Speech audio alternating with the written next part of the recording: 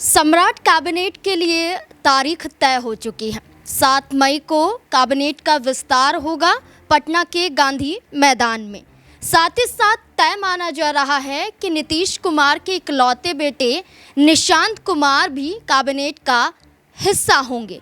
तो क्या जेडीयू के अंदर जो चर्चा चल रही थी कि निशांत कुमार को लेकर पहले कि या तो मुख्यमंत्री बनाइए या उप मुख्यमंत्री बनाइए, इतने बड़े पद को लेकर चर्चा के बावजूद भी निशांत कुमार ने ये कह दिया था कि वो पहले बिहार को समझना चाहते हैं। वो चाहते हैं कि बिहार की जनता उन्हें समझे और वो बिहार को समझे और इसके बाद ही तय हो कि उन्हें क्या मिलना चाहिए। लेकिन अब माना जा रहा है कि तमाम चर्चाएं हुई, बीती रात बैठक भी जेडीयू की हुई और नीतीश कुमार भी मौजूद रहे और केंद्रीय मंत्री ललन सिंह भी मौजूद रहे और इस बैठक के बाद माना जा रहा है कि निशांत कुमार तैयार हो चुके हैं। और अगर तैयार हो चुके हैं, कैबिनेट का हिस्सा बनेंगे तो कौन सा मंत्रालय मिलेगा और कैबिनेट विस्तार में क्या कुछ और देखा जाएगा, विजय कुमार सिन्हा की क्या स्थिति रहेगी, इन तमाम मुद्दों को लेकर चर्चा करते हैं। तमाम सवाल हैं, उनके जवाब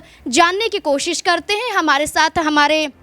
वरिष्ठ सहयोगी अमन सर जुड़ चुके हैं। सर बहुत बहुत स्वागत है आपका। सर 7 मई को कैबिनेट का विस्तार होगा। ये कहा जा रहा था कि विधानसभा के चुनाव हो जाएंगे, पश्चिम बंगाल के परिणाम सामने आ जाएंगे, इसके बाद तय होगा। तो अब बिहार की तरफ रुख भारतीय जनता पार्टी ने कर लिया है। दिल्ली में सम्राट चौधरी अमित शाह से मुलाकात करके आए थे, जीतन राम मांझी से मुलाकात की थी, राजनाथ सिंह से, यानी कि बीजेपी के बड़े बड़े चेहरों से मुलाकात वो करके आए थे। और अब बिहार में ये माना जा रहा है कि जेडीयू की बीती रात बैठक भी होती है, तमाम विधायकों के साथ नीतीश कुमार भी होते हैं और निशांत कुमार जो मना कर रहे थे अब तक, वो तैयार हो चुके हैं। तैयार होने के पीछे की क्या वजह हो सकती है कि तभी उन्हें बड़ा मौका मिल पाएगा एक तरह से अगर वो कैबिनेट में हिस्सा होंगे। और दूसरा सवाल ये है कि अगर हिस्सा बनते हैं तो क्या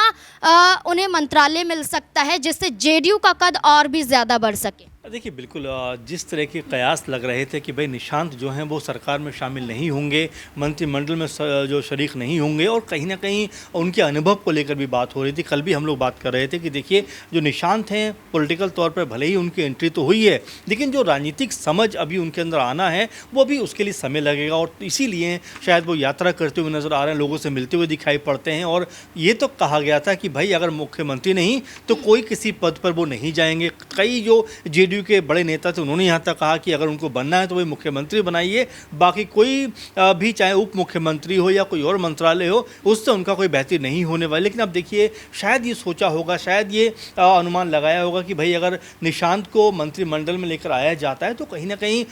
अनुभव उनका यहाँ से बेहतर होता हुआ दिखाई पड़ेगा, क्योंकि बिल्कुल भी अनुभव उनके पास नहीं है। तो अगर किसी मंत्रालय के तहत वो काम करेंगे तो आने वाले समय के लिए अपने आप को तैयार करते हुए दिखाई पड़ेंगे। अब यहाँ मंत्रालय उनको क्या दिया जा सकता है इसको लेकर हो सकता है कि तमाम तरह की कयासबाजी हो, लेकिन मंत्रालय से ज़्यादा मुझे ऐसा लगता है कि उनका जो अनुभव है, जो काम करने का तरीका है, शायद वो सीखने का प्रयास करते हुए नजर आएंगे। और इसी तरह से हो सकता है कि उनको मनाया गया हो उनके पिताजी के द्वारा कि भाई अभी फ़िलहाल आप सरकार में शामिल होइए, आप कोई मंत्रालय कोई पद मत देखिए, अभी आप कार्य को सीखिए कि सरकार चलती कैसे है, मंत्रिमंडल काम कैसे करता है, मंत्री जिसको जो कह सकते हैं मंत्रालय मिला होता है कैसे उसको कह सकते हैं उसके अंदर जो कार्य है वो किया जाता है। तो तमाम तरह का भी जो चीज़ें हैं यहाँ से निशांत को सीखने की ज़रूरत है और इसी मंशा के तहत उनको हो सकता है कि मंत्रिमंडल में जगह मिलती हुई दिखाई पड़ जाए। चलिए सर, निशांत कुमार को लेकर अभी तय नहीं हो सकता है क्योंकि ये जग जाहिर है कि 7 मई को यहाँ पर फैसला होगा तो उसके बाद ही तस्वीरें साफ हो जाएंगी।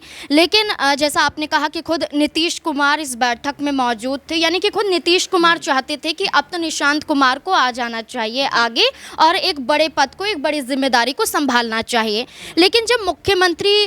चेहरे को लेकर चर्चा हो रही थी कि बीजेपी कोटे से मुख्यमंत्री बनेगा, नीतीश कुमार राज्यसभा जाना चाहते हैं, ये फैसला उनका है, इच्छा उनकी है। इस बीच में जेडीयू की तरफ से भी एक मांग रखी गई थी कि अगर नीतीश कुमार मुख्यमंत्री का पद छोड़ेंगे तो उन्हें राज्य में बड़े विभाग चाहिए, बड़ी जिम्मेदारियां चाहिए ताकि जेडीयू का जो स्तर है वो गिरे नहीं बल्कि बराबर रहे भारतीय जनता पार्टी के साथ साथ। तो आप देखिए इसमें यह भी चर्चा थी कि वो चाहते थे कि गृह विभाग जेडीयू के कोटे में आना चाहिए, जो विधानसभा का स्पीकर है वो जेडीयू से बनना चाहिए। तो ये मांग क्या लगता है कि जायज़ नज़र आती हैं और क्या इन मांगों के साथ बीजेपी सहमति जताती हुई नज़र आ सकती है? देखिए बिल्कुल नाज़मीन, क्योंकि अगर नीतीश कुमार मुख्यमंत्री थे तो गृह मंत्रालय सम्राट चौधरी के पास था, तो ये कहीं ना कहीं स्पष्ट हो जाता है कि कहीं ना कहीं अभी से वो पृष्ठभूमि बन गई थी कि भाई अगर चलिए मुख्यमंत्री आप बन जाते हैं तो कम से कम गृह मंत्रालय तो जेडीयू के पक्ष में आना चाहिए। और जो स्पीकर की बात आपने की, हो सकता है कि वो भी मांग कहीं ना कहीं पूरी होती हुई यहाँ पर दिखाई पड़ जाए, क्योंकि जेडीयू जिस तरह से उन्होंने कह सकते हैं कि चुनाव में जीत दर्ज की, 84-85 उनका विधायक है, तो कोई छोटा ओहदा वो नहीं रखते, एक बड़ी मजबूत पार्टी के तौर पर वो उभरे हैं। और सिर्फ राज्य की बात नहीं है, बल्कि केंद्र में आप देखेंगे तो वहाँ भी बीजेपी को उनकी ज़रूरत है। तो ऐसे में हो सकता है कि ये चीज़ें जो है वो बीजेपी मानती हुई दिखाई पड़े, और चाहे गृह मंत्रालय की बात करें और चाहे आप स्पीकर की बात करें, और ये भी हो सकता है कि वित्त मंत्रालय भी जेडीयू की तरफ जाता हुआ दिखाई पड़ जाए। तो ये तमाम सारे ऐसे मसले हैं जिसको लेकर ज़रूर बातचीत तो हुई होगी, लेकिन कल जब कह सकते हैं कि शपथ ग्रहण समारोह होगा, तमाम जो कह सकते हैं पदों की शपथ दिलाई जाएगी, उसके बाद किसको क्या ओहदा मिलता है, किसको क्या पद मिलता है, किसको क्या मंत्रालय मिलता है, ये देखना बेहद दिलचस्प रहने वाला है। लेकिन जिस तरह से हम पूरे मंत्रिमंडल का बंटवारा देख रहे हैं, क्या वाकई में उससे जेडीयू संतुष्ट हो पाएगा, या बीजेपी जिस तरह से अभी सर्वे सर्वा बनी हुई है, क्या वो चिराग पासवान को खुश कर पाएंगे, क्या जो जितना मांझी हैं क्या वो खुश रह पाएंगे, उपेंद्र कुशवाहा खुश रह पाएंगे। तो अभी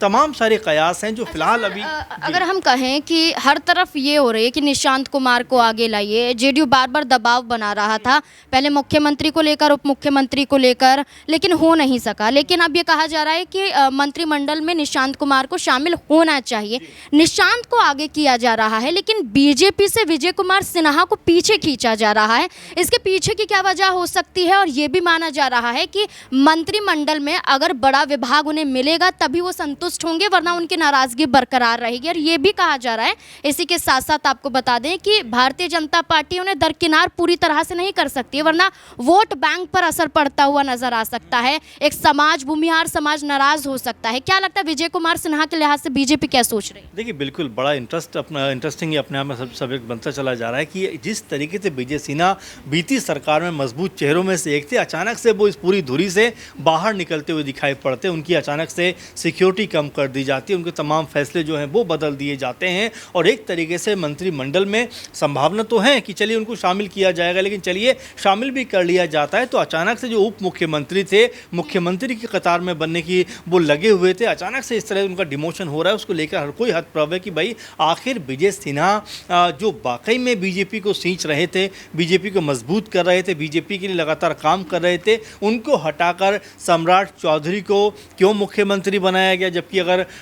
ये देखा जाए कि सम्राट चौधरी का जो योगदान है बीजेपी के लिए वो इन 6-7 सालों के अलावा कोई दिखाई नहीं पड़ता। तो ऐसे में जो लगातार बीजेपी के लिए काम कर रहे थे, लगातार बीजेपी को मजबूत कर रहे थे, कई जगह पर इस बात को लेकर चर्चाएं उठी हैं कि आखिर विजय सिन्हा को क्यों मुख्यमंत्री नहीं बनाया गया। यहाँ तक कहा गया कि जब ये बात सामने आई कि सम्राट चौधरी के नाम पर मोहर लग गई कि भाई मुख्यमंत्री ये होंगे, विजय सिन्हा के चेहरे से हंसी गायब हो गई, जो खुशी थी वो गायब हो गई। तो आप समझ सकते हैं कि उनको भी पता था कि उनका भी नाम कहीं ना कहीं चर्चाओं में है, और ये जो ओहदा है मुख्यमंत्री पद का उनको भी मिल सकता है। लेकिन जिस तरीके से उनको दरकिनार किया गया है तो टीस मन में कहीं ना कहीं ज़रूर है। और अब जिस तरह से मीडिया में पहले हमेशा बने रहते थे, कहीं ना कहीं वो जो उपस्थिति है वो कमज़ोर या कम होती हुई दिखाई पड़ रही है। तो ऐसे में समझा जा सकता है कि क्या वाकई में उनको मंत्रिमंडल में भी रखा जाएगा या नहीं, या फिर उनके लिए कुछ और बीजेपी ने सोच रखा है। तो ये तमाम सारे सवाल हैं जो फिलहाल इन दिनों उभर के सामने आ रहे हैं। लेकिन क्या विजय सिन्हा को लेकर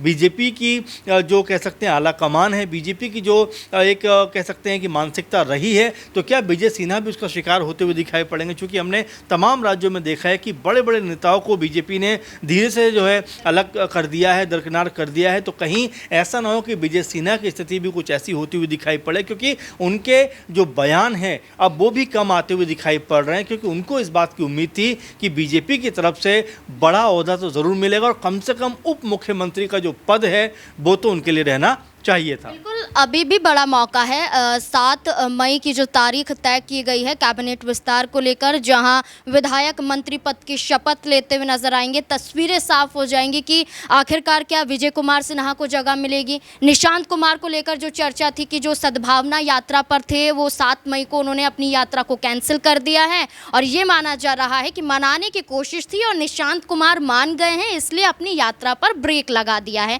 तो अब निशांत कुमार क्या हिस्सा होंगे, विजय कुमार क्या हिस्सा होंगे, ये तमाम सवाल अभी भी बने हुए हैं। इन तमाम मुद्दों को लेकर अब आपको क्या लगता है कि बीजेपी गठबंधन क्या फैसला लेगा, किस दल को खुश किया जाएगा या किस नेता को खुश किया जाएगा? आपको क्या लगता है, अपनी राय कमेंट सेक्शन में ज़रूर दें।